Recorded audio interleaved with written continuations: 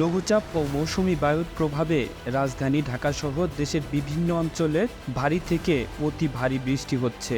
সাগর উত্তাল থাকায় 4 সমুদ্র বন্দরকে 3 নম্বর সতর্কতা সংকেত দেখাতে বলেছে আবহাওয়া অধিদপ্তর।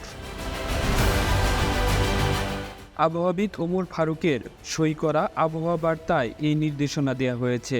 মূলত মৌসুমি বায়ুর অক্ষ পাঞ্জাব, হরিয়ানা, উত্তরপ্রদেশ, বিহার, পশ্চিমবঙ্গ ও বাংলাদেশের মধ্যাঞ্চল হয়ে আসাম পর্যন্ত বিস্তৃত রয়েছে। এই সঙ্গে এটি মৌসুমি বায়ু বাংলাদেশের ওপর সক্রিয় এবং উত্তর বঙ্গোপসাগরে প্রবল অবস্থায় রয়েছে। এ পরিস্থিতিতে চট্টগ্রাম, কক্সবাজার, মোংলা এবং পায়রা সমুদ্রবন্দরকে 3 নম্বর স্থানীয় সতর্ক সংকেত দেখিয়ে যেতে বলা হয়েছে। আবহাওয়ার পূর্বাভাসে বলা হয়েছে, মঙ্গলবার 2 জুলাই রংপুর, রাজশাহী, ঢাকা, ময়মনসিংহ, খুলনা, বরিশাল, চট্টগ্রাম ও সিলেট বিভাগের অধিকাংশ জায়গায় অস্থায়ীভাবে দমকা হাওয়া, হালকা থেকে মাঝারি ধরনের বৃষ্টি বা বজ্রসহ বৃষ্টি হতে পারে।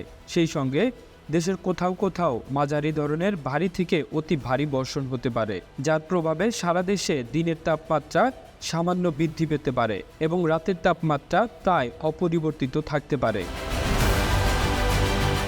এই বাংলা নিউজ ডেস্ক।